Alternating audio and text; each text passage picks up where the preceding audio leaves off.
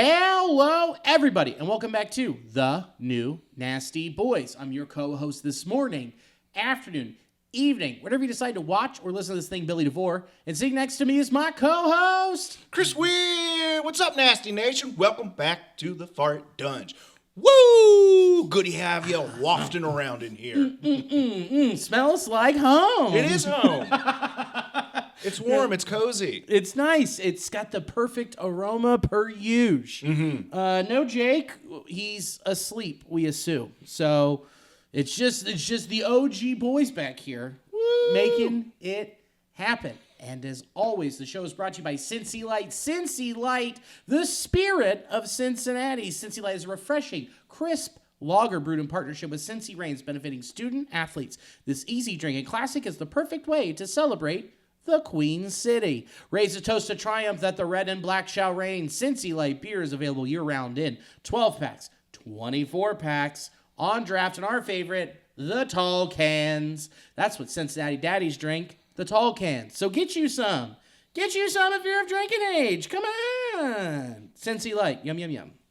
That should be the new tagline. Yum, yum, yum. Yum, yum, yum. Yummy beer. Yummy beer. Dad snacks. Oh, you want a Papa pour a Cincy Light? A daddy pop. Daddy Pop. Daddy Swizzle Pop. Yum, yum, yum. How was your week, pal? It was good, man. Let's see. Went to the Comet last night. Did a couple shows there. Fun as usual. I was doing some yard work, man. I was taking advantage of the nice day we had over here. Nice. It was nice. Did some edging. You're always yeah, edging. I'm always edging, baby. Lawnmower stuff, cutting down tree branches, dad things. My shoes are stained. Your Air Monarchs are completely stained. Oh, yeah, man. I got to hang them up in the rafters now with the others. I feel, you're more of an Air Monarch guy over like a 501 or a 504. For sure. Yeah. Actually, if I'm being honest, I'm pulling the curtain back. I think I got like a pair of Reeboks or something, or like, I just passed down all my shoes. Eventually get demoted down to lawn care footwear. Like that's the lowest before they got to go in the trash. Yeah. And so I'm thinking I'm probably like an old pair of running shoes, which probably never got much work to begin with. Yeah, exactly. I'm in the same boat. I got a pair of running shoes that I have maybe quickly moved in. Yeah. Just like a couple steps, like, hey, or like, that's it. Yeah. So those are out. Those are my pressure washing shoes. Yeah, those are like, you don't want to run the mileage up on those too quickly. That's when like the resale value goes down dramatically. So I'm just trying to keep them in pristine condition. Totally get it. You don't want to wear out the soles. Understood. What did I have? So my sister's in town with her two children. One's like 3-4 months old. The other one's 3.5. Edie, very sweet. And my grandma Edie's in town from Dallas. So a lot of family time this weekend. What'd you guys do? Did you guys go out and eat? Did you guys go to the Applebee's? We didn't go to the Bees. Nah. My mom made dinner Friday, and then I picked up pizza on Saturday, and then today, Sunday, just hung out, wrote the script. My mom has chickens, and then her chickens laid eggs, and she said, wouldn't it be fun if we hatched a few of these when Edie's in town? So they had a little incubator, and like, we watched them hatch and come out of the egg. It was cute. Yeah, That's really cute. I didn't realize you can actually like plan on that. You can, yeah. I guess if you get the incubator and you kind of like think about it in like a month period. Check the solar calendar. Yeah. What the moon's doing. She checks her chicken's ovulation sketch. There's an almanac for chickens. Yeah, the Farmer's Almanac. Farmer's Almanac. Well, this probably is the Farmer's Almanac. The Bakak Book. Yeah, the Bakak Book. Bakak Book. So that was really fun to do. Saturday I made my dog. I made my Coney. Okay. So I'm very embarrassed. So Saturday we go to get my chili at Camp Washington Chili. Maria, who owns Camp Washington Chili, was like, just ask for it and we'll give it to you. And I was like, oh, that's so sweet. She's like, yeah, I'll sponsor what you're doing. I was like, this is fantastic. Thank you so much. She's like, it kind of hurts my feelings that you're paying for it. I was like, I got it. Okay. So we get to the drive-thru. We pull up. I was like, can I get my half pint? I need a half pint of chili, which is just an absurd order. Like, God, ordering chili by pints. Yeah, like a growler of chili. Excuse me. Chop me up. Yeah. Oh, I washed it. It's good to refill. Yeah, you sprayed it. That's what the pressure washer's for.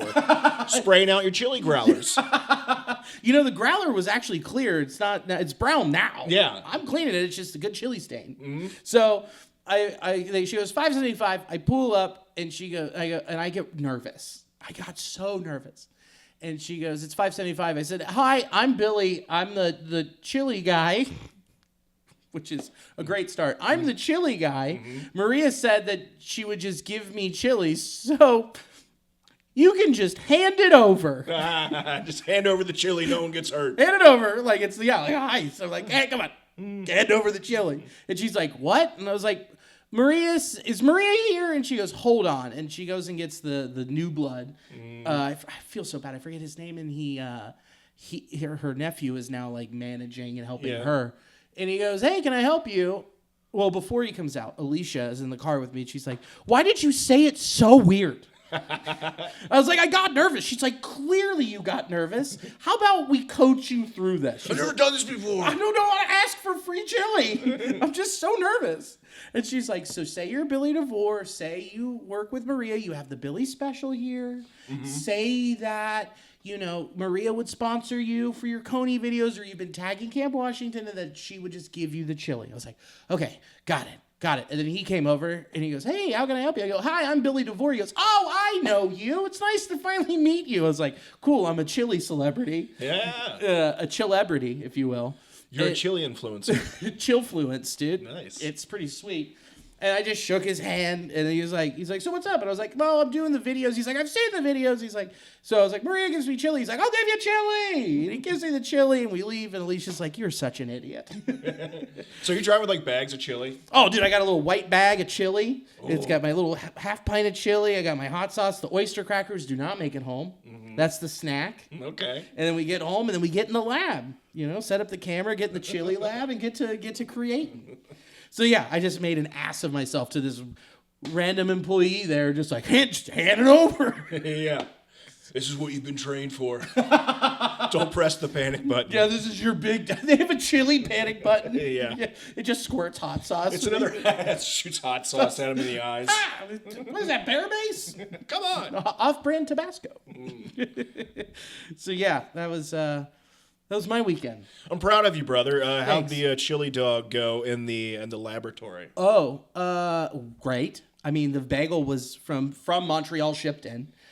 Yeah, didn't mess around. Saint Viateur, which is where we went when we were in Montreal. So it was like fresh, chewy. Like it was so good. There's rumors that it might be a real thing somewhere, sometime. Who knows? Sometimes my chili experiments reach the chili public. They do. They go mainstream. They go mainstream, just like that chili right into my veins. Exactly. Just give it up. So veining. So yeah, there might be some chili developments coming. I'm so proud of you. Thanks, pal. This has truly been the dream. I know it has. I know. Just have a chili dish named after me. You get to go through drive-thrus and get chili on the house. Walk into places, just point to your name in the menu. It's like, I'll take one of me. Yeah. We get gifted Cincy Light. Yeah, it's pretty nice. It's pretty nice. I mean, it's a charmed and sweaty life. So, yeah, it's pretty great. Yeah, if only the Reds could win. That'd be the only better. Do we have to I talk know. about the Reds?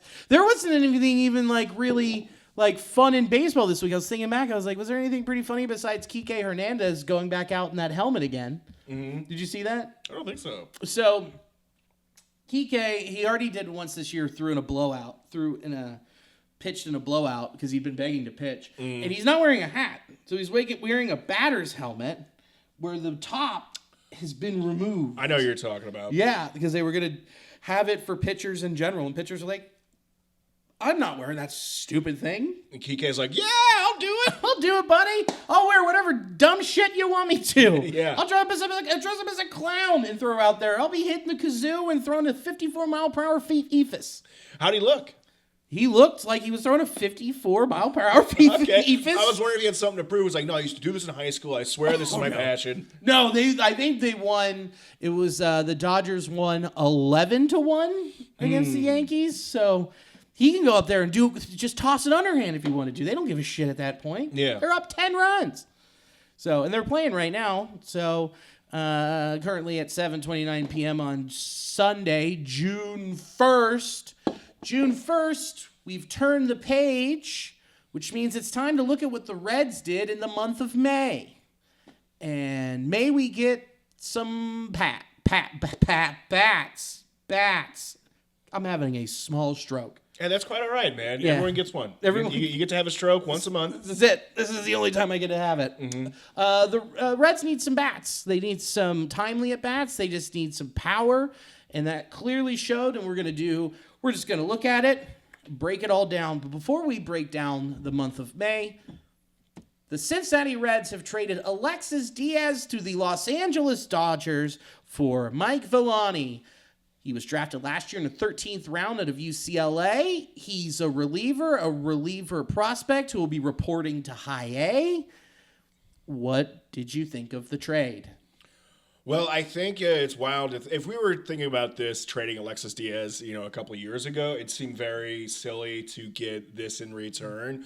But you saw everything. Alexis just had such a short time to be successful in the majors, and he really got the most out of it. And I think from where we're at now with him, I think this is a fair trade. Yeah. It's just unfortunate that he unraveled, the way he did and kind of got exposed, like all of his weaknesses, and just got exploited, to the nth degree. And he just can't compete in the majors until he drastically, rearranges how he throws. Yeah. How he throws, the way he winds up, and how he treats base runners. Mm-hmm. Because the way, like we've talked about ad nauseum, the way that he moves and his delivery doesn't allow for him to really have a pickoff move, and how much time it takes for him to get to the plate. And if the runner knows, hey, I can just go, he's going to go. So there's the flaws there of a guy who we're thinking like, this is the future. The Reds have a closer. It's set. It's done. To now we have moved him to the Dodgers for a $1 lottery ticket. It's crazy how quickly that happened. I mean, he got to I can't remember what the number is of the amount of saves that he recorded, the quickest within the Reds franchise history. And then all of a sudden we're at this point. It's just such a peculiar thing to watch. But I mean, the arc of his career, which isn't over, he's seen a very nice high. He made it to the All-Stars and had some great success with the Reds when he was pitching well.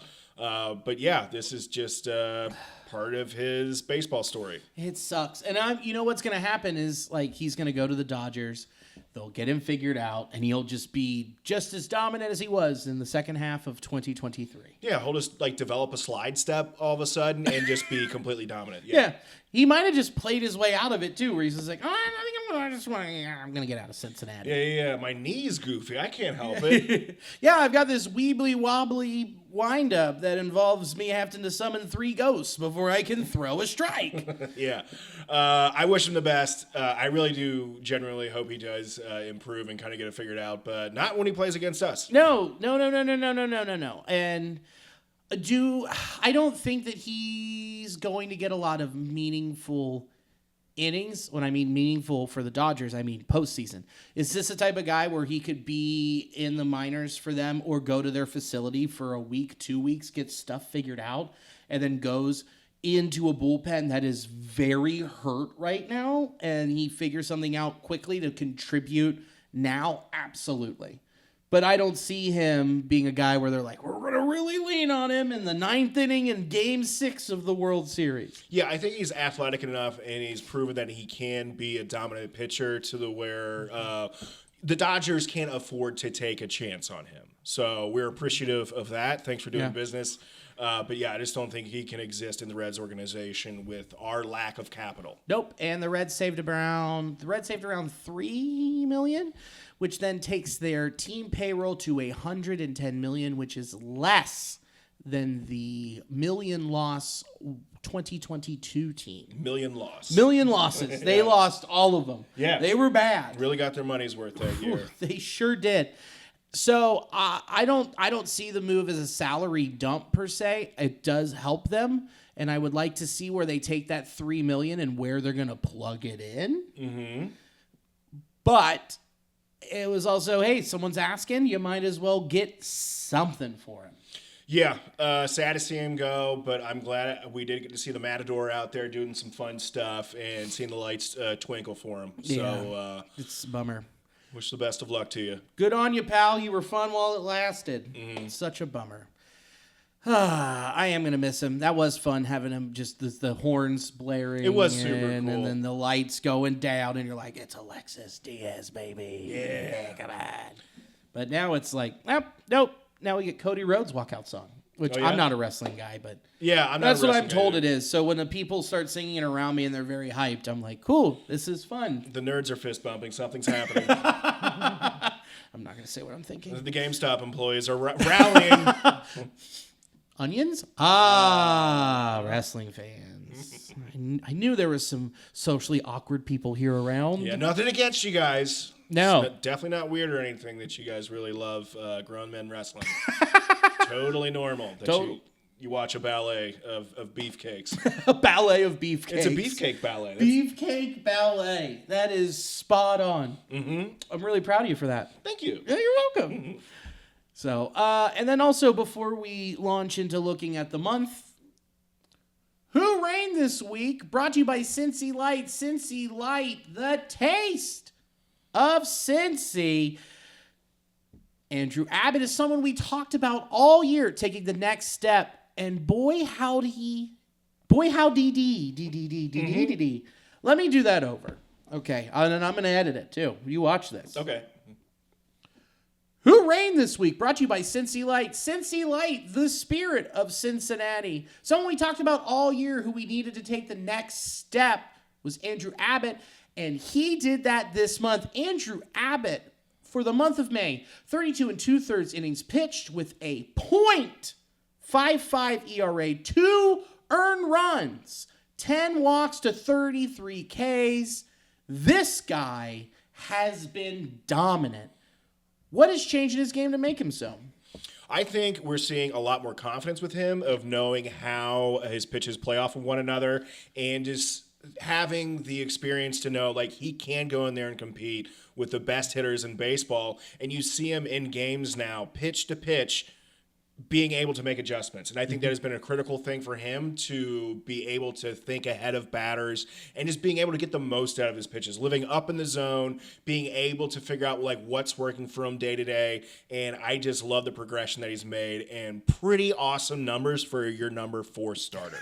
Yeah, he's a number 4, but pitching like a 1. Yes. I mean, you're right. He's been living at the top of the zone, edges, right? And when he can dot that fastball, he can then get all of his secondary stuff by you, which is, curveball, sweeper, slider, changeup, and all change the eye level and then come back at the top of the zone. Mm-hmm. And it's not just about having high velo or having a ton of spin. He is pitching. Yes, he is. When you're seeing players be behind on a 94-mile-an-hour fastball from him, that's because he is pitching. He's knowing how to, pitch off of one type of, I'm going to throw this curveball or this off-speed pitch and then go back to a fastball. You're seeing the effectiveness of his layering of pitches. Yeah. And then the accuracy, too, is gotten a lot better. Yeah, just dotting. And, dude, Andrew, our guy, this rules, dude. And you know what? This is something that he can keep and he will be sustainable as long as he just has it. And even if he doesn't have it, his stuff generates weak contact. So then, like you said, mid-game adjustment. Man, my changeup ain't working. So I'm just going to have to keep living inside. I'm not dotting inside. I can dot top and I can bring bottom. Okay, that's how we're going to live today. And watching those adjustments and watching him take that next step is phenomenal, showing, how important it was for him to take this next step for the entire rotation and being such a valuable piece of this rotation going, no question about it, solid. This is something that you look at this rotation and go, okay, done. This guy stays no matter what. He's proven, earned it, slotted, done. Not just his value to the rotation, but also to the bullpen for how he's able to go deeper into games being pitch efficient, and he's getting players to commit and swing early in counts because I know, one, he's throwing strikes, and also his pitches seem very hittable, but that's part of his game plan. I mean, you saw Pete Crow Armstrong, one of the hottest hitters in baseball this year, be visibly furious numerous times and chucked his bat because he's like, man, I am just missing that guy, but that is his game plan to a T. Make you think you're going to hit it, then you just miss it, then you pop out, to shallow right field. Yeah. And one thing, like you noticed when I noticed when he pitched here last week at home, he was getting contact and he was getting loud and long contact, but it doesn't matter as long as it stays in the park. So the confidence to have to be like, yeah, I'll throw you 93 inside. You try and turn on it. Good luck, buddy. It's just going to stay up there. Yeah. And get swirled around. So I think he's learning upon all that and just understanding, more of how his game plays and what he can do to exploit batters with their both, weaknesses and their advantages and just be able to play it against each other. So I'm just loving seeing this guy become a better and better, more rounded pitcher. Yep. And it's awesome. I mean, he's going to be a mainstay. And, man, he's a guy that you look at the end of the year and you go, contract extension? Yeah. I think so. Yeah, I'd say so. If he keeps it up, put him on the list. Keep him around. A lot of people compare him to Tom Browning. I compare him to Wade Miley. Okay, I like Another that. crafty lefty, something that, like, this is sustainable. Where you're not seeing someone snap 102, 103, and you're like, man, that's max effort. This is a big risk. Like, are we going to lose him for 14 to 16 months because of the max effort and all this? It just seems like it's more sustainable. Yeah, I would agree with that. It doesn't seem like he's doing anything to put his elbow in danger. He's not a guy that you say is max velo, where even if something were to happen, it's like, oh, he can't throw his fastball. That changes his entire repertoire. That's not the pitcher that he is. Yeah. Also, Wade Miley, Tom Browning, Andrew Abbott, that sounds like a really fun fishing trip. I can see all those guys out in a boat, with their own bait, and just making giggles. You're making giggles, and it's like, hey, check this out. I made these sinkers in the garage. Yeah, exchanging bobbers and stuff. They're bobber buddies. Bobber buddies. Oh man, that's right there. I can just all see them in the vest and a little floppy hat. Exactly. They're all sharing the same deer stand, pissing in the same dip cup. They say they go out there for the fishing, but it's really for the friendship. It's for the friendship. Everybody just needs a guy to throw a line with and be like, life's hard. How was the fishing trip? It was great. You didn't bring your rods. I mean, it doesn't matter. We threw them in the river in remembrance of the moment. You watch your mouth, Denise. We barefisted it. We barefisted it. That's right. We rolled up our sleeves and we got them salmon. Yes, we did. Yeah, we did. Real bears out there. It's 3 bears. Fish. Fish. Fuck. Oh, well, that was fun before we go into the month of May. Oh, yeah, baby. May has come to a close. Supposed to be an easy month for our boys, but the Reds found themselves going 13-15, 2 games under 500, where they are now, I believe, 29-31. Yes. Or is it 29-32? They're 2 games under 500. There it is, 29-31. Math is hard. So, considering I'm about to read a whole bunch of numbers, it's hard. So we're gonna look at each department here. Man, you had a series in Pittsburgh. You dropped 2 out of 3. You played the White Sox at home. You dropped 2 out of 3. You sweep the Guards and you feel good. Then the Cubs come to town and you drop 2 out of 3, and then you go to Chicago and you drop 2 out of 3. Like, there were so many series where, fuck. You just win the rubber game. Yeah. Just win it. I can't, I feel you exactly. That's how I feel. There's just so many opportunities that they just piss away. Opportunities where they can show, like, okay, this isn't a fluke. We have talent. But instead, they are so mid, it hurts. Like, they keep dropping the games they're supposed to win, and the times where they should be stepping up and elevating their game, at times when we used to see them do it, they just completely just buckle. Yeah, there isn't someone who shines in the moment to be like, I'm making it mine. It's so weak. We have such a weak team 50% of the time. 50% of the time. Well, right now, 52% of the time, right? Yeah. Or 51. Just about. Math's fucking hard. So the problem, there's no one that's stepping up offensively at the dish who's just like, I'm going to make this mine. I'm going to put we'll get into that in a little bit. We got a whole lot to get through before we just go off the tangent and really lean into it. The starting pitching, though, oh my gosh, even better than we hoped. This team was 3rd best in all of baseball in starting pitching, according to WAR on Fangraphs, with a 3.8 WAR. You're only behind the Yankees and the Phillies for the month. And that's a coal-less Yankees, so that's good to see for them. And the Phillies, who have horses, dude. Christopher Sanchez, Jesus Luzardo, Zach Wheeler, that's a three-headed monster, and Aaron Nola's on the IL. And you go, okay, you look at that, and then there's the Reds right there with a 3.17 ERA. And you're like, man, and it's almost all young starting pitching except for Nick Martinez, who's on a qualifying offer and a walk here. Everything else, everybody else, you're like, man, they're going to be here with starters in the wings ready to come up and take that other spot when Nick goes. Yeah, it's super exciting to look at it and see that. And then when you stare at those numbers and stacking the teams that they're showing there, the Yankees, Phillies, contenders to make it to the World Series. And then you see how far and away different the Reds are at currently in the season when you then peer into the offensive numbers, which we'll get into. But specifically the pitching right now, starting wise, has been so just amazing to watch. It's been fun. And just knowing that a lot of it has just been within the organization and these pitchers are young and going to be hopefully the core of this starting rotation moving forward. That is thoroughly exciting. It's extremely exciting. And this is where you have had Hunter Green miss 2 starts this month. So when you look at it as a whole, you had other people set up, like Brent Suter went in there and had a great open with 3 innings pitched and didn't give up a run. And then you had Chase Petty, who got lit up a little bit, which we've talked about. But then you've just got Abbott, Nick Martinez, Lodolo, Singer, who are consistent now at this point.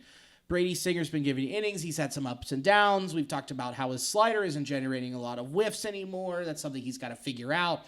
His cutter on lefties, he'll figure that out. There's some other stuff where you're just like, okay, little things. But overall, he's giving you length. He's giving you what you brought him here for. 6 and a third, 3 earned runs, giving you quality starts, 4 earned runs, something to keep you into the games. When you then look at the month of May, Andrew Abbott, 3rd on the list for pitchers in the league. And Nick Martinez, 5, with Andrew Abbott 1.2 WAR and Nick Martinez with 1.1 WAR. Man, these boys are carrying.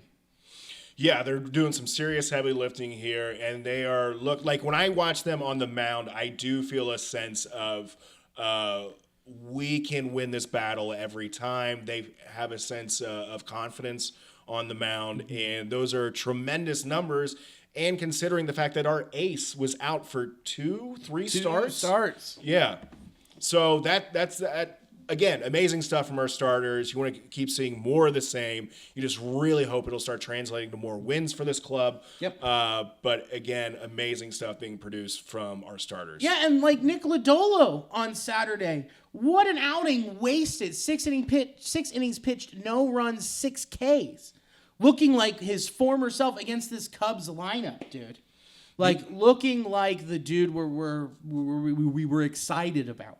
Yeah, and I wonder where the incentive starts to break, because you start seeing okay, I go deep into games here, but if we aren't scoring runs, do they mentally start to shut it down? Or is there any sort of thing? I'm just trying to think of what is the toll for not having run support a lot? There's going to be some pressure. You're going to find yourself in that position where there's a little bit of pressure where you're like, if I'm not perfect, we're not going to win this game. But I think it's too early to let that really creep in and let that be the sentiment when it's these dudes. Because your starters are all together. I mean, they're guys that are just trying to, one up each other this whole time. They're their own department. Yeah, they're competing with themselves. They're competing with their own numbers. Right. Can I outduel you? Oh, your start was great?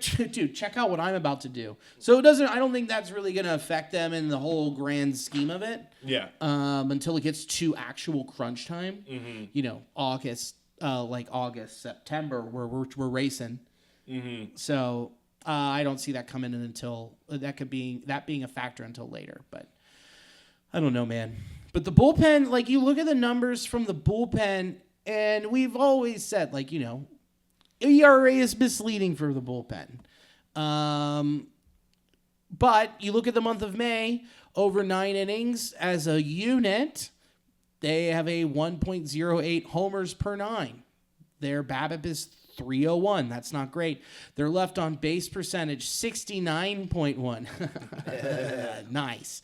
And their ground ball percentage is 45.5. They, in the grand scheme of things, are 18th in baseball Okay. for the month of May. Yeah, they did drop it a handful of times there, and we were just, again, singing the bullpen's praises a little bit, but you can't be perfect the entire season, so that just kind of coincided at the wrong, inopportune times for a few games. But, 18th, definitely not the worst that the Reds bullpen has been in the past handful of years. And also, when you look at, like, when the Cubs came to Cincinnati, those 3 games, 7th, 8th, and 9th innings, there's 21 runs right there. So you've got to, if you can take those numbers out and look at it overall, I mean, there was that stretch where the Reds didn't give up a hit for 20, like, for what was that? Was that 18 consecutive innings? We talked about it a couple weeks ago. Yeah, something like that was a very impressive stat. And it, like you were saying, these bullpen numbers can get a little inflated just from a couple of poor outings. And again, when you're running into the most hot offense in the league right now, being the Cubs, yeah, you're going to see some of those numbers get bumped up, especially when they score the most runs out of any team, 7th, 8th, and 9th, I believe.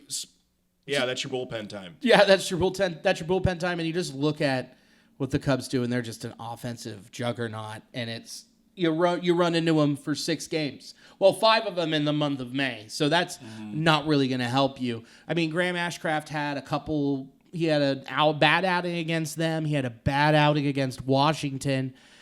15 1/3, he gave up 12 earned runs.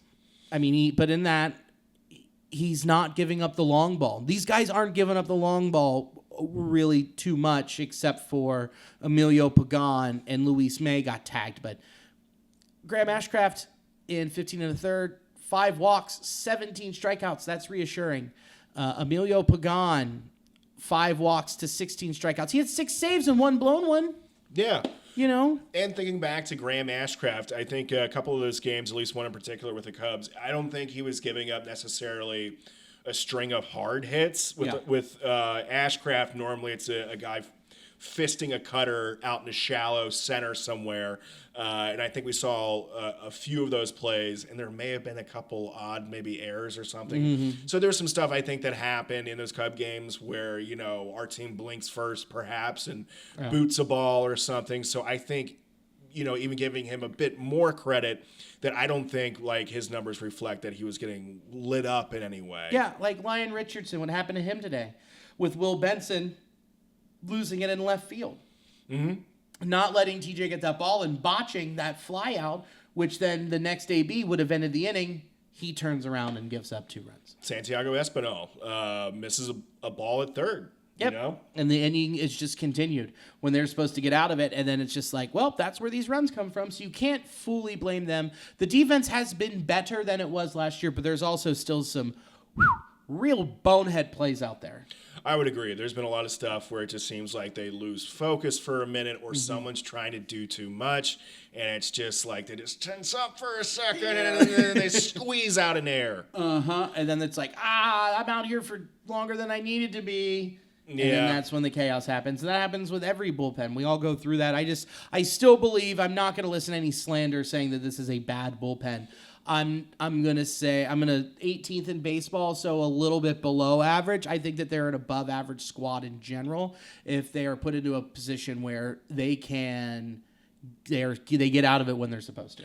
Yeah, and it's closer to like a thankless job being in the bullpen, and similar to like a field goal kicker for football. You very rarely sing their praises. You take their work for granted, and the only times you remember them is when they don't do their job. Yeah, and that seems to be what happens a lot with guys in the bullpen because they come up at the very end of the game. We're at the culmination of action, and they tend to be some of the last people that touch the ball before the end result comes in. And do not slander our bullpen. Nope. They've worked very hard. They're very hard. They're the Expos of this baseball team. Yes, they are. Yeah, they are. You know, when everything's running right at the restaurant, You don't think it? You don't thank the Expo. Yeah, you need to tip him out. You really You should. tip him out. Yeah, how'd you get your food? The Expo. The Expo, dude. He made sure it was all brought in together properly, how it was rang in. Mm-hmm. And guess what? If something happens, it wasn't rang in right, that Expo is going to be on it with the kitchen, and they're going to be working together. Yeah, you have no idea how much stuff they avoided just going off the rails because of the Expo. No, no kidding, man. The Expo, the bullpen, the Expo of the Reds dining team. One thing I do want to point out again is Scott Barlow has 10 walks to 16 strikeouts. So he, over for the month of May, has more strikeouts than walks.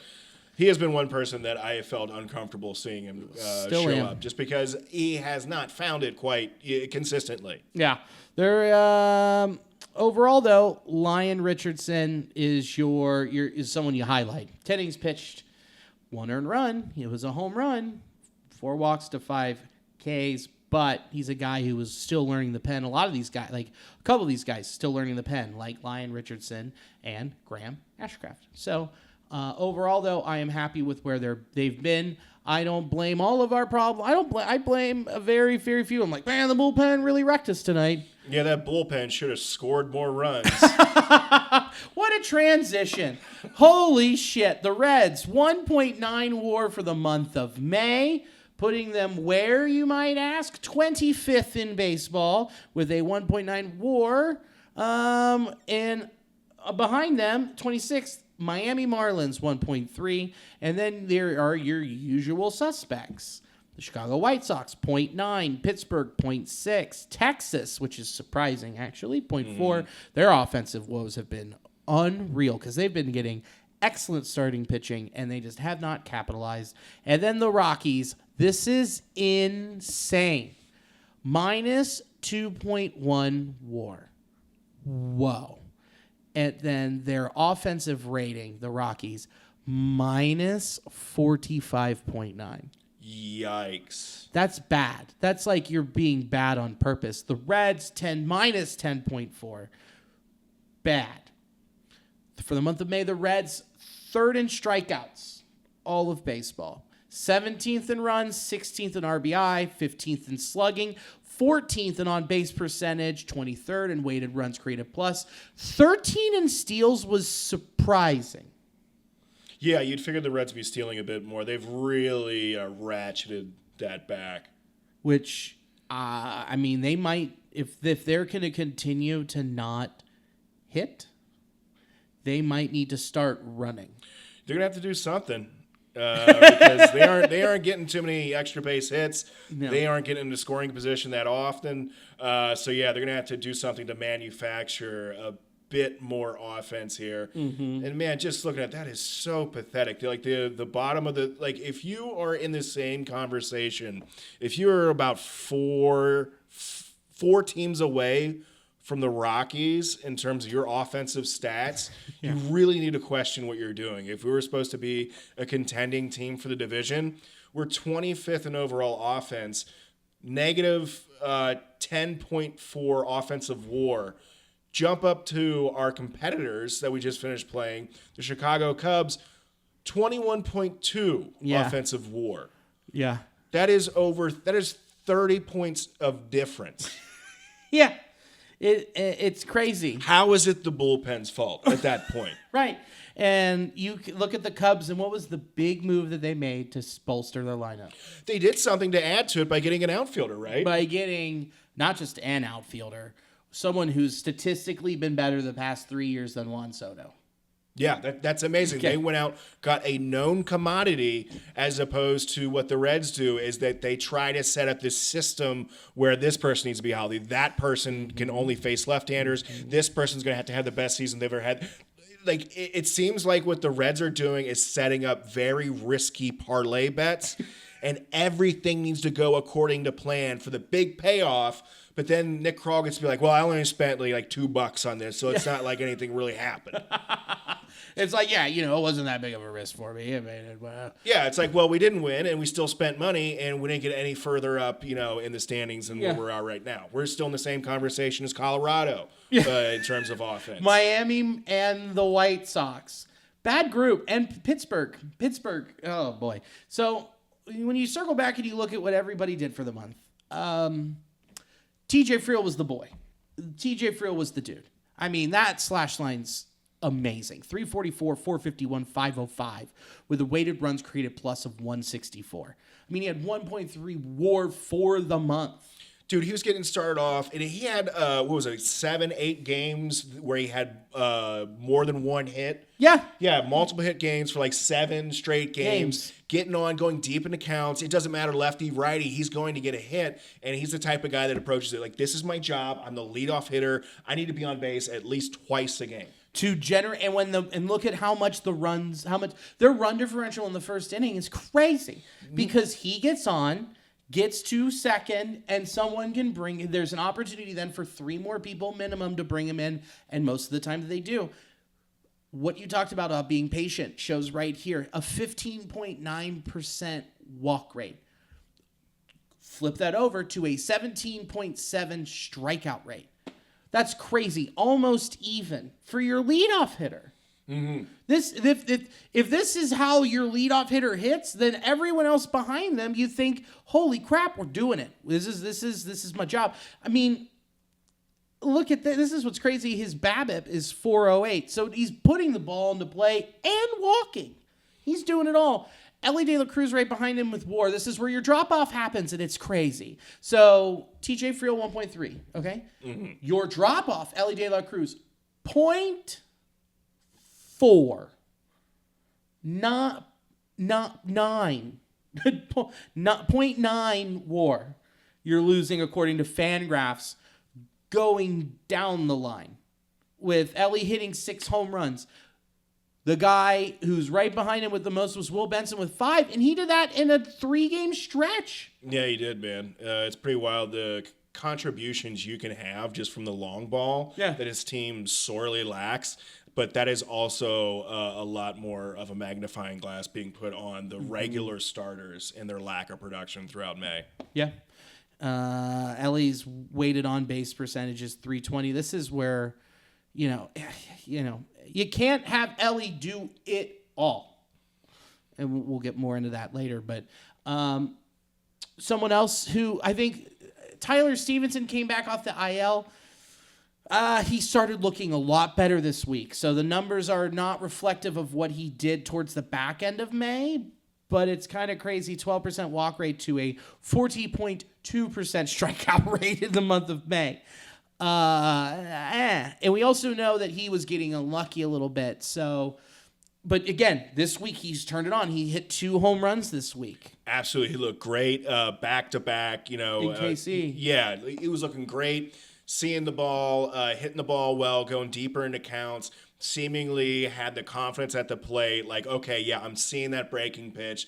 I know the zone, and he has power. I think maybe one of those home runs came on 2 strikes or something like that. So, yeah, I don't think he's sacrificing a lot of power coming off the IL that we've seen with other players with the Reds. Yeah. So that is amazing that, his learning curve was far less than some other guys coming off the IL. Yeah, and half of Elly's home runs this week, I forgot to mention, half of Elly's home runs came this week.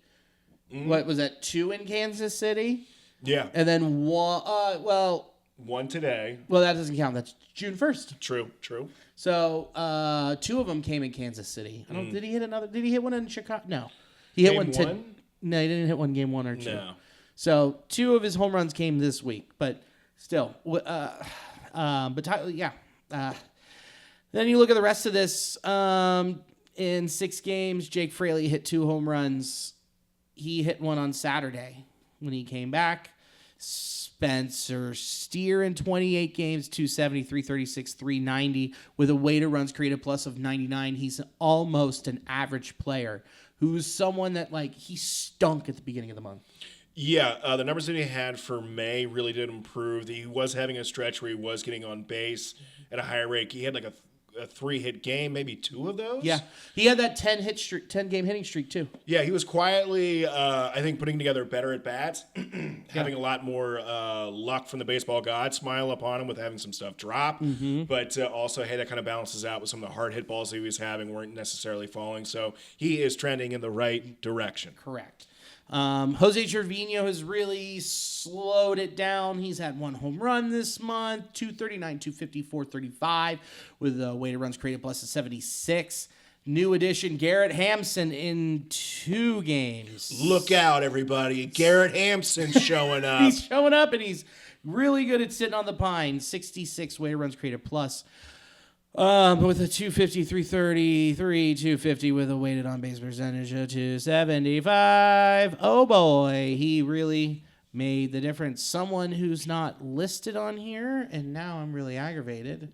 Connor Joe. Just thinking about our boy. Yeah, I'm gonna go find that real quick. I'm gonna go. How much he contributed.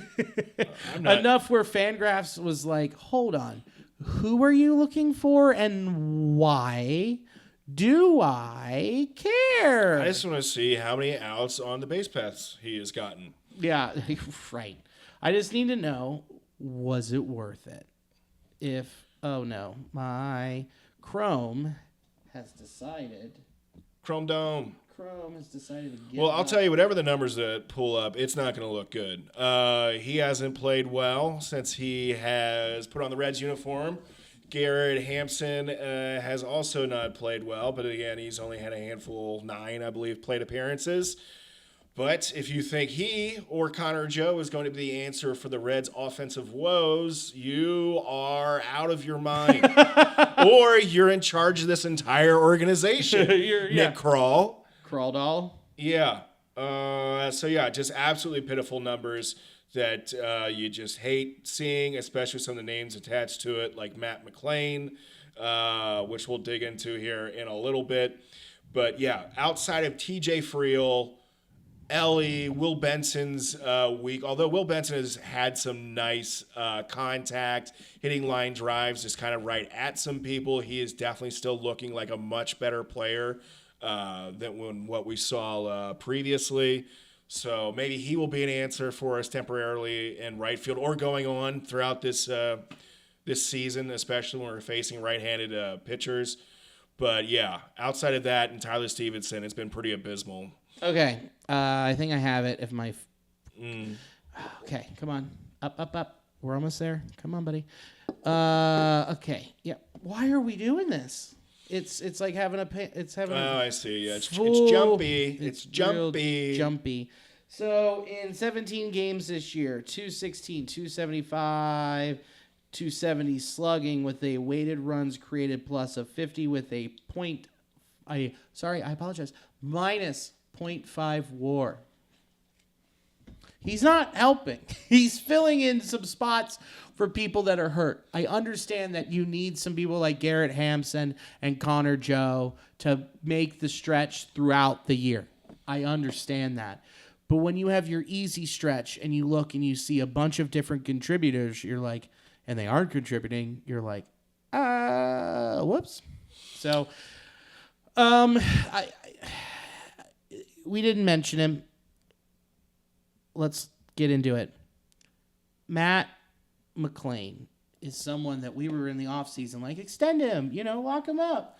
And the Reds approached him. They're like, we want to lock you up. He's like, I didn't even really play. You guys need to see me play. I'm not signing that. I'm worth more than this. So they're like, okay, let's do that. And he's not been what he was in 2023. For the month of May, he had a WAR of 0. Worth no wins above their replacement, a minus 4.8 offensive rating, 194, 279, 286 with a weighted runs created plus of 55, 45 points under being an average baseball player with a K rate of 29.5% with a walk rate of 8.9%. Woof. This is tough, man. And this is in all the games. It's not like he's sitting. It's not like he's hanging out. He's in there. And I understand he's hitting the ball harder than he did in 2023. I understand that the sweet spot percentage, he's in the 77th percentile with 38.1%. Like he's hitting it. But the problem is it's not going anywhere. He's got 3 doubles in the month of May. I mean, he's got 10 walks to 33 strikeouts.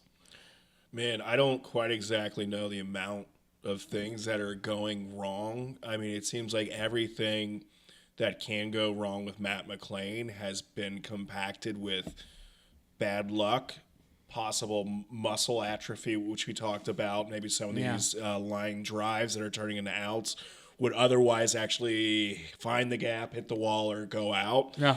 I think mentally has a lot to do with it. Some of the other things that just, visually that you're seeing is he's chasing pitches outside of the zone, which he normally wouldn't. Mm-hmm. I think he is not recognizing pitches as quickly as what he has in the past. Yes. I also think teams are getting ahead of him very quickly. I think he's getting 2 strikes on him in seemingly less than 3 pitches. Yeah.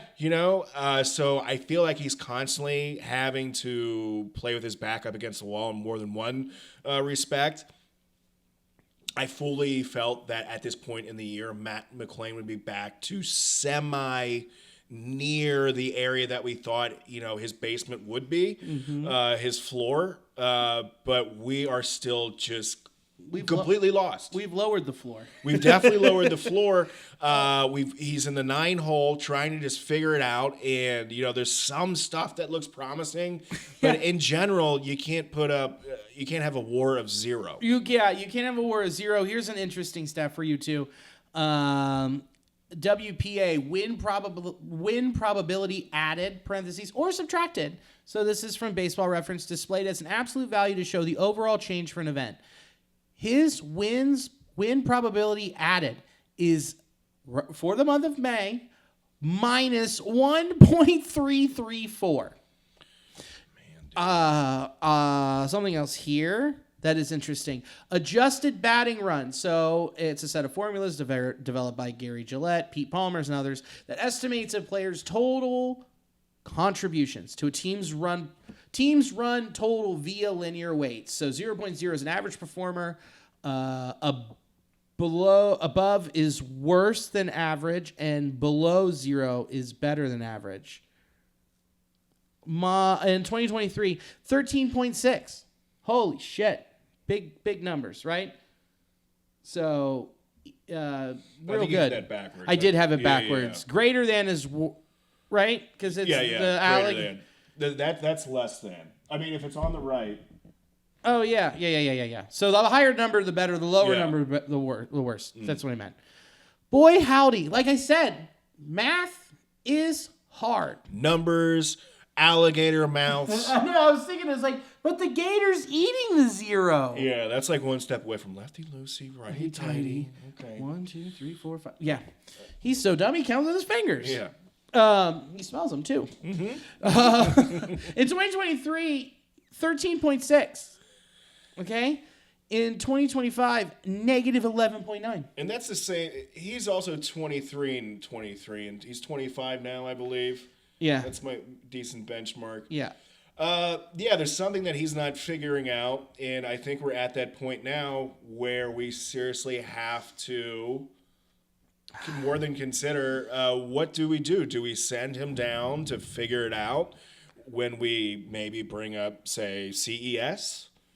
Is there something that we do? Because I don't think at this point, if we're serious about making it to the playoffs this year, you can't have Matt McLain in a current status of what he's in, of just being just lost up there, being almost a for sure out. Because pitchers aren't afraid to throw to him right now, which seems insane. No. They're throwing to him inside and high, and he's missing. They're throwing him gas right down the middle, and he's missing it. Then they throw him something that breaks outside, and he's missing it. Yeah, he goes after like a big sweeper where you just see him make offers at pitches that you never make an offer at, or a swing that's just like wow, it's just completely befuddling to see the drop. Yeah. Here's what I'm doing. Matt McLain did not play baseball in 2024. He destroyed that muscle. Gone. I was talking to somebody who works in baseball, and they said to me, I would much rather have my favorite pitcher get Tommy John surgery than have what happened to Matt McLain happen in my organization. And that totally makes so much sense. I understand that. And I understand having him get in there, get the reps, give him time to see all of this. But at the same time, this is a dude who, this is probably that was probably the longest he's gone without playing baseball in his entire life.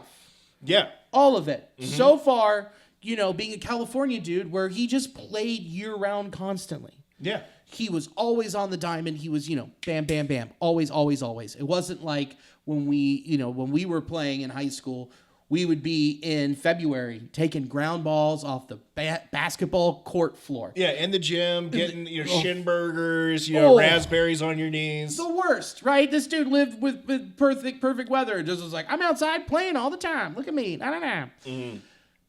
This might be the first time he's ever actually struggled to any significant. This is probably the most significant struggle he's ever faced as an athlete in his career. Bingo. And this has to be so concerning to him mentally. I just don't understand. He has to be very concerned about this. This has to be an internal struggle for him because this is a gigantic step away from where he was in 23. Yeah. But like you were saying, talking to your friend who works in sports medicine or something. He works in baseball. Okay, he works in baseball. It's not like he went through a wrist injury or broke a finger, an ankle, something like that, no. where the turnaround time isn't that long and the atrophy might not be very much atrophy. Sure. But this is like a good quadrant of his back, right? Yeah. It's a chunk of the shoulder and back. It's this muscle. That hurts. That's like, it's a lot. Like, here's the other thing that we have to keep in mind. When he played in 2023, he played 89 games. This dude has not played a lot of professional baseball. And then we're asking him to take a year off, come back, get to the bigs. And so far in 50 games, he just passed over a little bit of this half amount of plate appearances he had when he was in the league. In 2023, he had 403 plate appearances, and in 2025, he's at 50 already. And this is where we're at. I believe that it is time to send him back down. As much as it sucks to say, let him rebuild his confidence. Let him find it. Let him go on an absolute heater. Because he went on a heater to get promoted to the bigs and got there, and you saw a glimpse of it for a little over half of a season. He hasn't captured that yet because he hasn't fully gotten back into that routine, clearly, with working his way back up and having that swing be hot and know it inside and out. So what to say, you just did it with Will Benson. You had him, you sent him down, you got his confidence back, and then he came back up and he had a killer week, and now he's been getting very unlucky, but he's been a better player overall. What says that you can't do that with Matt McLain? I would agree. I think Matt McLain right now isn't helping himself or the team in this current position.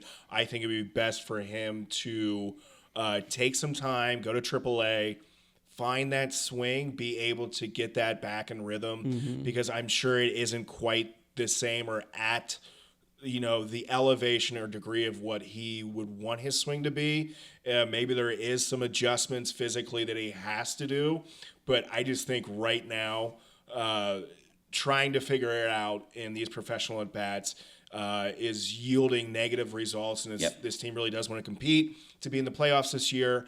I don't think that this is the solution to have him just figure it out when you could easily send him down for whatever amount of time that you feel he gets his swing back, his confidence back. We can have CES come up. Put him at first. Yeah, put him at first. Yeah. We can, mitigate the damage that way. And I feel, maybe we could talk about a healthy, mentally ready Matt McLain after the All-Star break.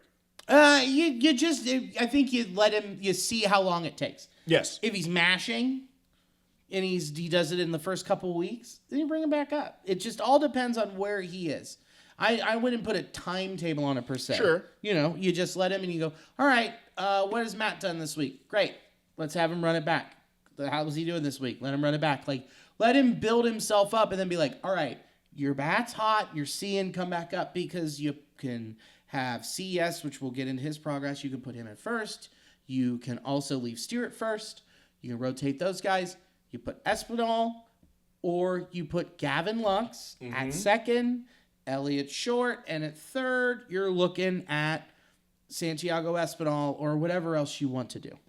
There's your infield for right now. And it sucks. It really sucks because we were banking on, and there's hope that he would be that. But guess what? Sometimes life doesn't happen like that. And it's clearly happened again. I mean, it almost feels like the same situation that we had last year when Noelvi Marte came off of his PED suspension. And we threw him in at third. And it was like, all right, let's see if he can pick up where he left off. And guess what? He was a young guy who was out of rhythm and didn't play baseball for probably the most amount of time in his life and couldn't find it. And like your muscles just getting kind of used to it and just kind of getting back into that, feel of, I'm about ready to go through a physical, strenuous, season here. And I just don't think physically was ready and mentally prepared enough. And I think that's what we're seeing here with McLain. And again, it's not his, like, it's not like a bummer, like a blame thing. It's a bummer because, like, man, I mean, if I was to step away from something I did my whole fucking life and then, like, have a major shoulder surgery and then be like, can you be just as good as when you were in rhythm playing like you were for the rest of your life? And be like, I got to figure this thing back out. It's tough. And the Reds were just banking on it and hoping, and it hasn't worked. So what sucks is you go and you fix it. Go and fix it. It's just, there's still so much time left in the season that he can figure it out. And that's going to help this team go on a run because when Matt McLain is right, Matt McLain is awesome. He is. He's one of the best he could be one of the best second basemen in the MLB when right. I am so excited that we have this dude on our team. This isn't at all like us saying, it's a bummer Matt McLain didn't pan out. No, he's going to have a great career. I just think for myself, I think I took for granted how serious of an injury and surgery that he had was. Yeah. And I think we're still seeing the residual effects of that. And also to take into consideration that this wouldn't be as much of a subject if the Reds were above 500 at this point or 3 games back from first. It's just everything gets put under such a microscope when other things around them aren't going well. Yep. Yeah. And it sucks. In the long run, I think it'll be better for not only Matt McLain, but also for the Reds even this season.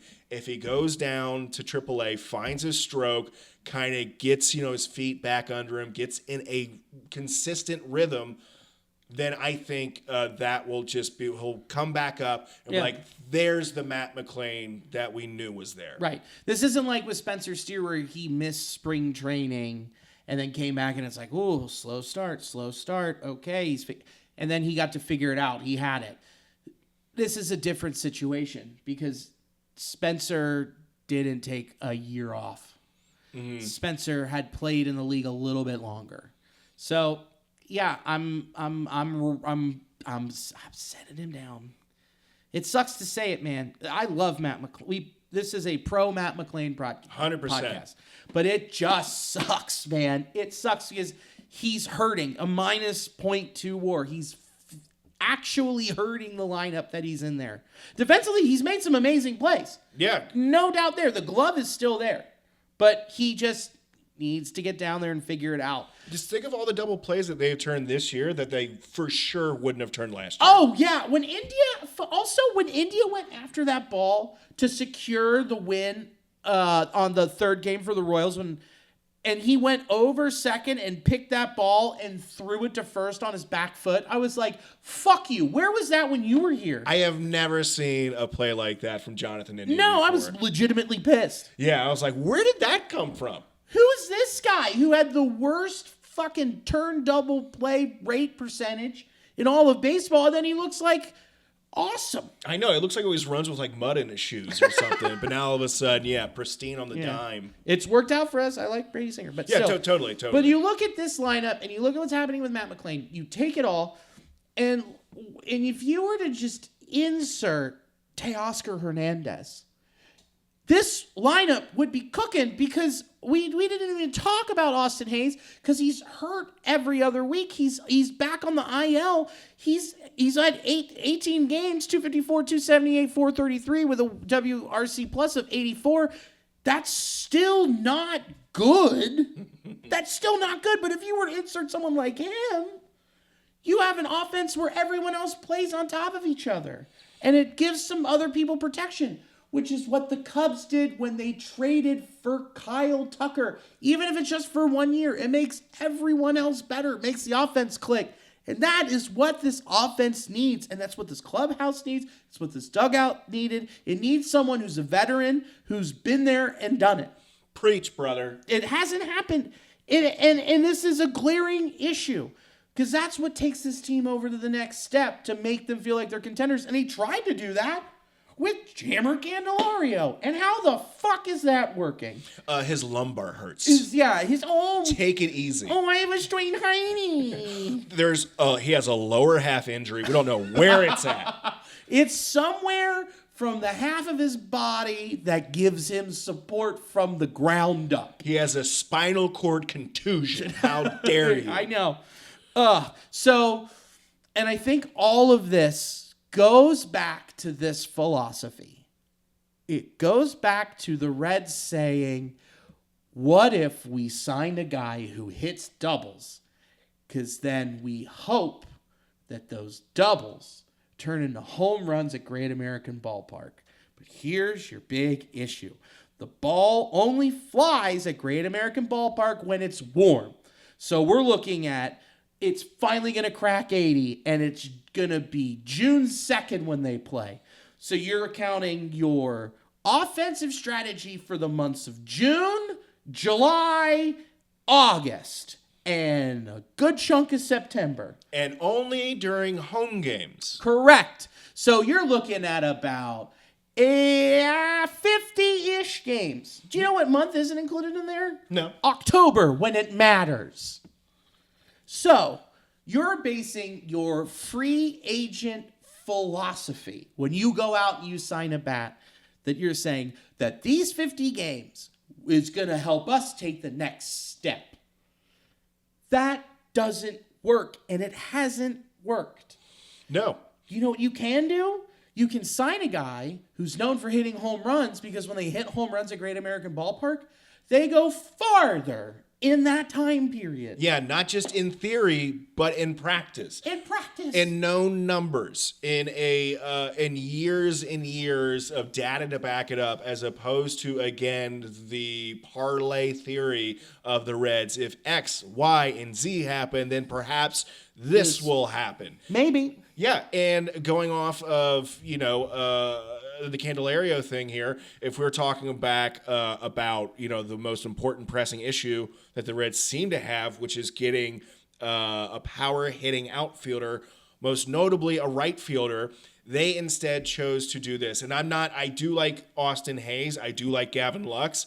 However, when Austin Hayes is hurt already a third of the season thus far. His third IL trip, yeah. Yes, third trip to the IL, and then you are having Gavin Lux only bat against righties. Mm-hmm. That's not, a seasonal solution. That is an application sort of a solution. Sure.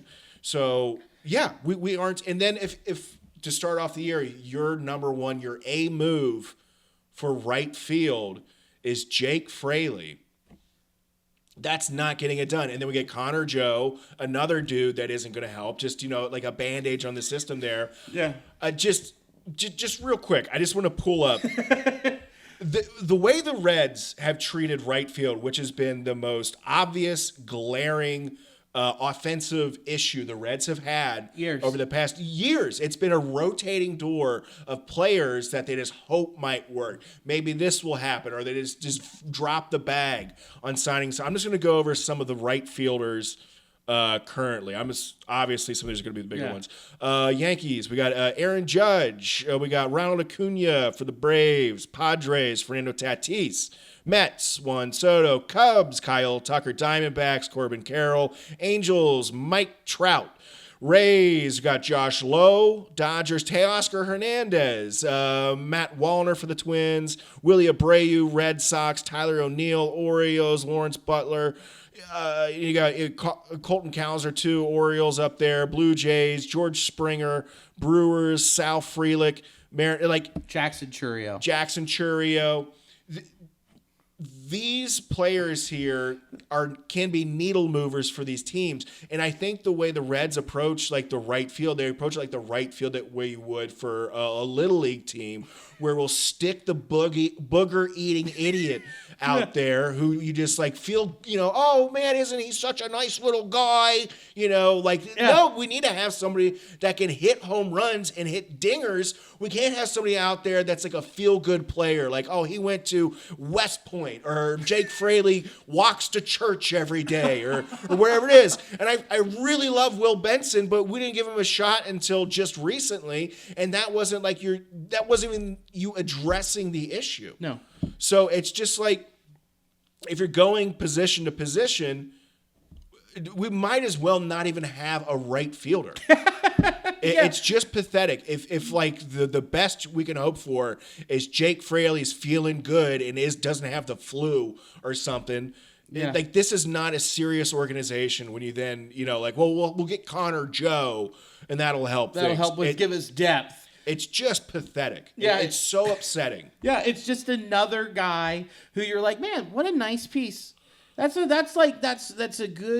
solid MLB player who can play a bunch of different positions, right?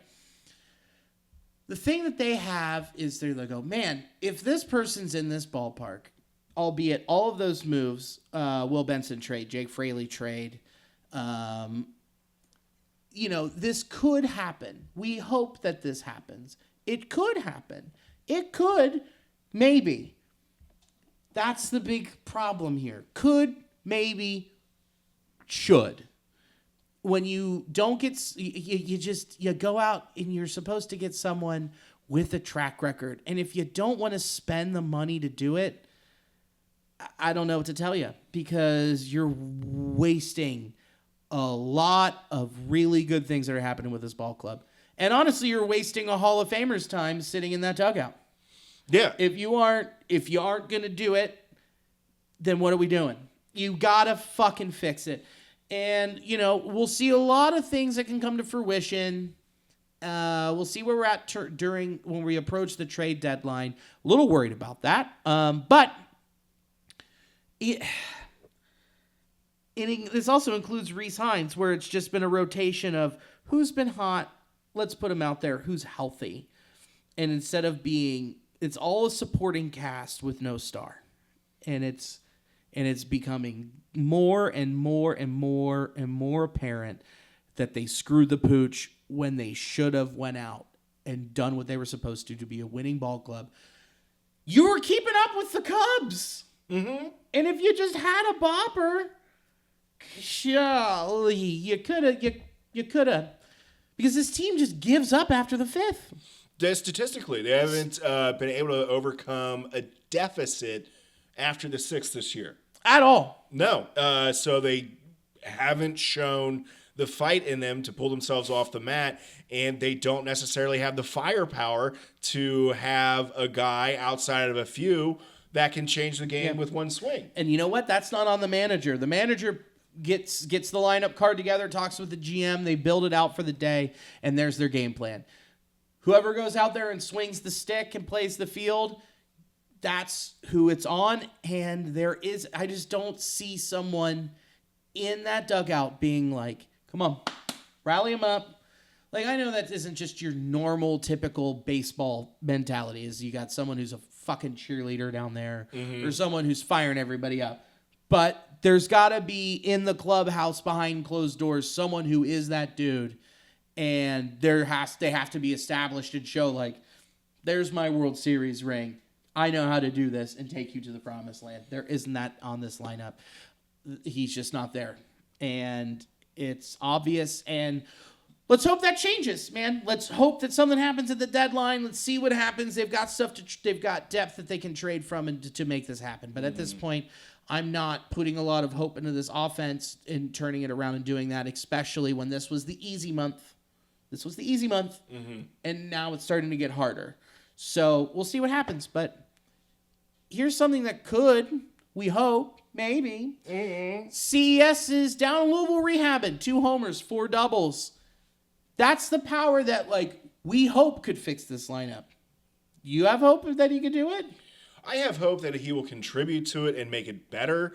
I think he's definitely, again, a young, talented dude that, unfortunately a bit of a clunky start to his major league career. But I think he could be, again, a 30-plus home run guy. He's going to be getting his start a bit late this year. I know he came in but was kind of injured right out of the gate. But I don't think one person is going to be the solution. However, I think he can be a difference maker and win games off of a single swing of a net bat. Yeah. So, I think he will help when he comes up here if he is healthy and swinging the bat with the success that he's having right now in AAA. Yeah. You know how else he can help this team? How? He takes the 26-man spot for Matt McLain. You swap him. Yep. I don't know how much longer he's down there. He just started this week. Do you give him another week? I mean, I think with the way the Reds have been playing it slow in terms of injuries and also just seeing how some of them have developed slowly from injury, I think they will give him another week. Yeah. And just looking at the schedule to seeing like what makes the most logistical sense. But I think they'll give CES another week.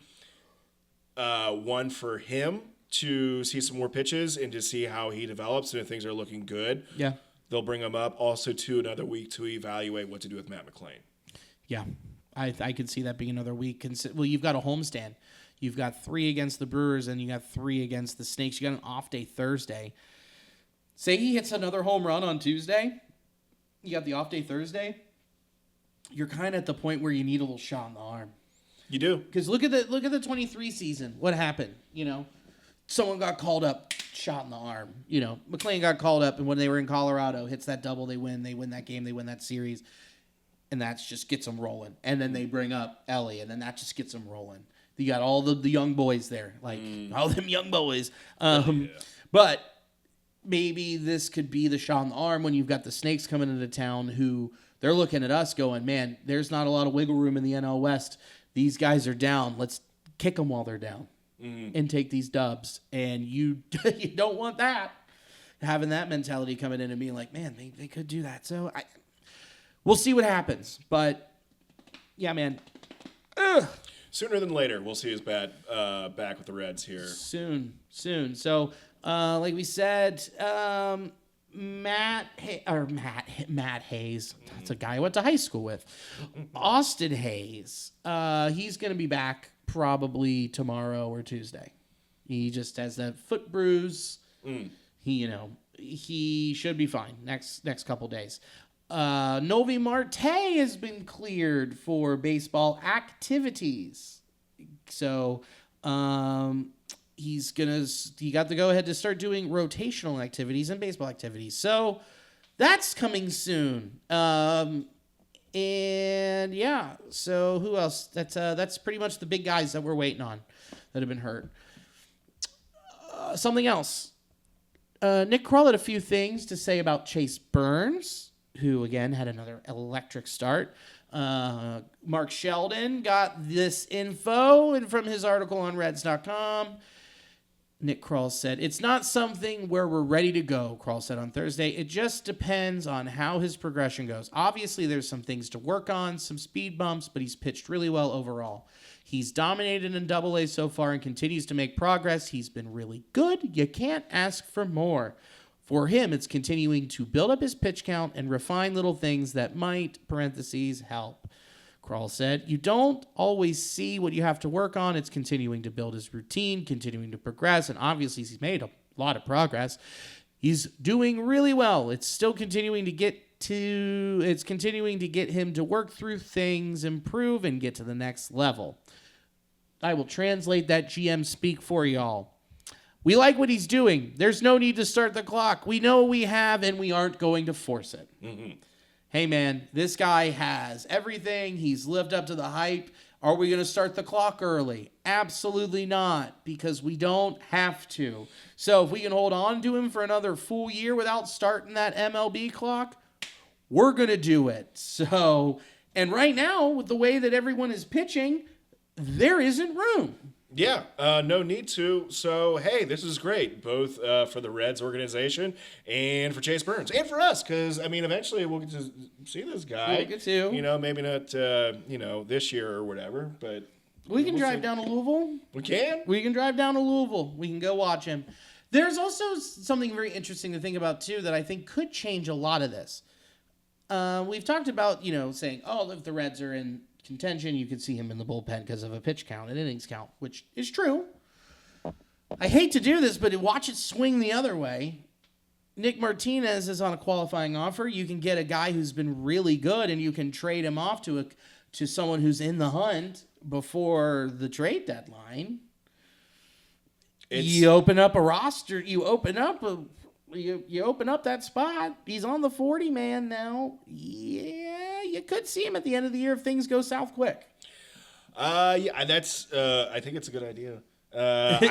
We've been in this situation before where we hold on to guys too long, 4 seasons where we're just contending to be 3-4 games out of a wild card position, and hopefully the Reds can turn it around. And that is not what the 2025 season is all about. But yeah, there are some options for the Reds, for Chase Burns to see him either this year, perhaps in the bullpen, perhaps as a starter. We'll see. Or they say, hey, we'll just keep holding on to him and not start that clock. Not start. We're not the going to start a clock. clock. I just had another Brain fart. small stroke. Yes. Other things that happened, Wade Miley and Joe Lasorza opted out of their contracts, and good for them. Go out there and go get you a gig. I don't blame Wade Miley for doing that. There isn't a spot in the rotation. Yeah, what can you do? What can you do? You go let him find it. And that doesn't mean later down the road that he could come back if something were to happen. Yeah, get back for a fishing trip with Ashcraft. Or not Ashcraft, Abbott. With Abbott. And Joe Lasorza, man, there wasn't another spot for him. So totally understood. Let's take a look at this week. Like we said, no off day today. The Reds have got the Brew Crew, another divisional matchup at home that is very important to start to build some dubs and get some separation from someone within your division. And then off day Thursday at then 6, 7, 8, Snakes at home. Mm-hmm. And then next week, guess what, buddy? What's that? The Ohio Cup, the ever so lauded Ohio Cup is decided.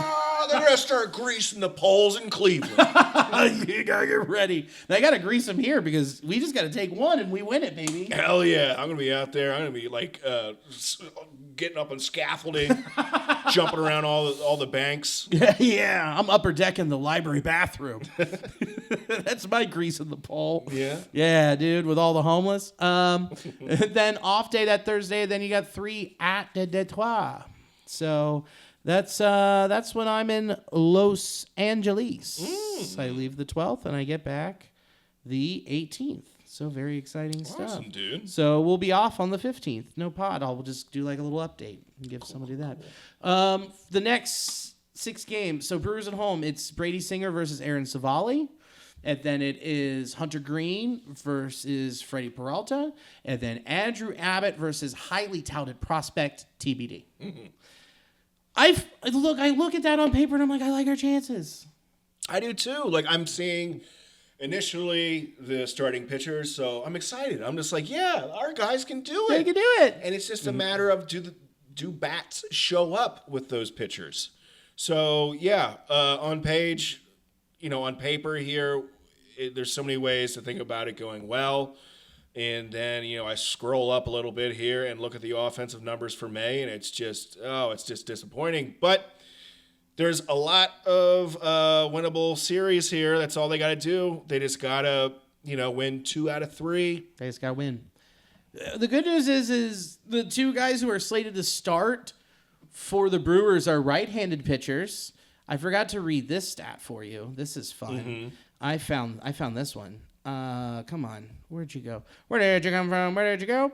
Where did you come from? My left and right-handed pitching stats. Okay. Against right-handed pitching, the Reds are 257, 327, 417 with an S OPS plus of 106. Against left-handed pitching, 217, 304, 338 with an S OPS plus of 88. So they just cannot face lefties. That's why the Cubs signed Genesis Cabrera to come in and pitch in that first game against the Reds because they're like, lefties?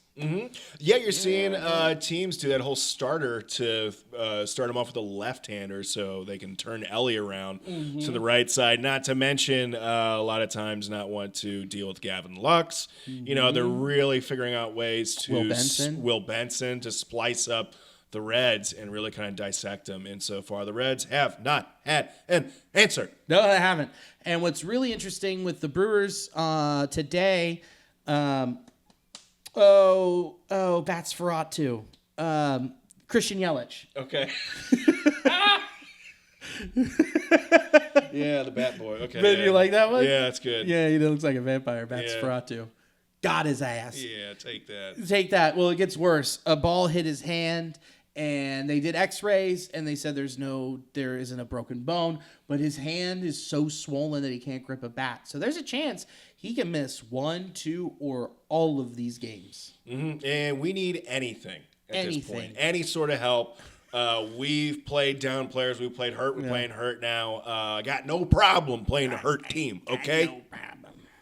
But, dude, that's a guy. I mean, it's not about who they have offensively. It's about who they have pitching. And, Savale, I don't know his track record against the Reds. The Reds have lit up Freddie Peralta before. They've seen him. And TBD, who knows? Yeah, dog. They can just roll out a whole lefty bullpen day, and we're fucked. Yeah, I mean, I wouldn't blame them if they did because so far it's been our serious bugaboo. Yeah, it has. So, overall, look, as negative as we've been, we're 2 full months into the season. Yeah. And it's a bummer, but in hindsight, the Reds are 2 wins better than where they were last year. And if you look at 2023, that magical run of 13 straight games didn't happen until July. They really turned it on in July and August when it heated up and those doubles became homers. Exactly. For fuck's sake. So, look, there's a lot of season left. We're bummed because it's been a really tough stretch, and we're hoping that it would be better. Hoping that June warms up and they start hitting better, and they start hitting and the ball starts flying. I'm hoping. Because literally that's what the Reds front office is doing, is hoping. Yep, they are hoping on things that haven't happened and just placing more risky bets than what I am on FanDuel. So hopefully we'll see Christian Encarnacion Strand back up in the lineup, swinging a hot bat in a hot June. Yes. Translates to some runs, home runs, wins. Matt McLain figures it out, maybe, in AAA. Yep. Comes back up while the Reds are doing well and starts to contribute the way we know he can, extending that lineup. And then maybe Benson continues to do some good things out in right field. And then all of a sudden we're having a great time. Hayes comes off the IL. Maybe somehow we talk to a legitimate bat or something, get him in, with the Reds. You're forgetting Noelvi Marte coming off the IL. Ooh, yeah. Putting him in at third. He gets back to swinging that hot bat and smiling. So there's our checklist for the Reds to get back into contention, to get back to winning in their winning ways and scoring some runs. I like where our heads are at with that. Let's be a little optimistic. And I know we're just so bummed and that was really hard. But every once in a while, we just gotta bitch. We have to. It feels good. You want us to bitch a little bit. You want to hear it. You want us to be like the leeches, to get that out of you. Because we feel it too. We understand this has been a rough season so far. We had a lot of high hopes for some of these players. And so far, we just are so mid it hurts. We're so mid it hurts. Amen, brother. So mid it hurts. Let me type that down. Okay. So mid it hurts.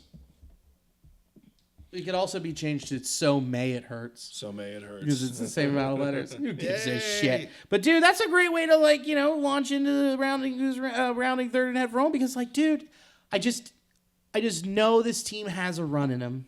Mm-hmm. It's gonna happen. People are gonna start getting lucky. They're gonna lift the weight off their shoulders and the pressure. It's gonna happen. I feel it too. It's coming, but it's just right now it sucks. Because, dude, okay, I said round before we get into rounding third. You're fine. Because you look at the rest of the month, and then, like I said, at the Tigers, day off, Twins are playing better baseball. Cardinals are playing better baseball. Yankees, Padres. Then the Red Sox. That's a hard stretch. It really is. But the Reds, I think it was before today, were like 15-15 against teams above 500. It's just so fucking average. I know. And the teams we should be winning against, we seem to phone it in. We do tend to level up sometimes against our, opponents, but Out of division. Yeah. When they're out of the division. It's crazy. It's nuts. So, all right, enough. Let's round third and head for home. What do you have? I got some local stuff coming up here on the 5th. I will be at 20s Yes, for you- Risky Biscuits. Yes, you will. Then I will be 13th through the 14th in Nashville. I'll be out there at some places. Who knows? Then also June 20th, I will be at Norwood Cider Company. Nice. Yeah, and then 21st Commonwealth Sanctuary, and that's all we got to worry about for There now. you go. What you got? What you got going on? I'm with you on the Risky Biscuit show. Fuck yeah. Yeah, buddy. That's About going to be fun. So I've got that, and then I'll be in Los Angeles, June 12th through the 18th. So I'm very excited for that. And then Sunday is my birthday. Woo! What you doing? I'm turning 35. That's going to the Reds game. Yeah. I'm going on Friday. I got tickets for Friday. I don't know about Saturday. And then so tickets for Sunday. Nice, So dude. then we'll record the podcast on my birth on Sunday again. That'll be fun. Yeah, it'll be great. So, thank you. Well, I'm going way out of order. I'm just out of whack here.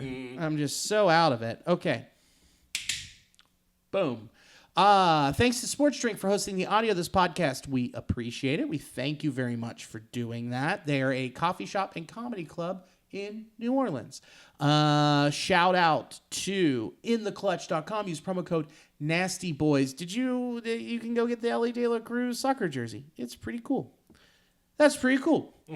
And as always, this show is brought to you by Cincy Light. Cincy Light, the spirit of Cincinnati. Get you a 12-pack. Get you a case. Get you a tall Cincinnati Daddy Slurpee, as we call the big cans. So go get it. Go do that. And thank you. Oh, thanks for having me in the Fart Dungeon. Dude, anytime, man. It's been great. So excited to have you down here. We were just down here licking wounds, trying to pep ourselves up, you know, and just talking about all the different ways things can align for the Reds this season. You guys are here with us for it, so we really do appreciate you guys here just being this hive brain of trying to navigate the highs and lows and woes of being a Cincinnati baseball fan. Yeah, licking them red legs red legs May wounds. Yeah, May wounds. Found it. And thank you for watching and or listening. And as always, go Red Legs. Go Red Legs!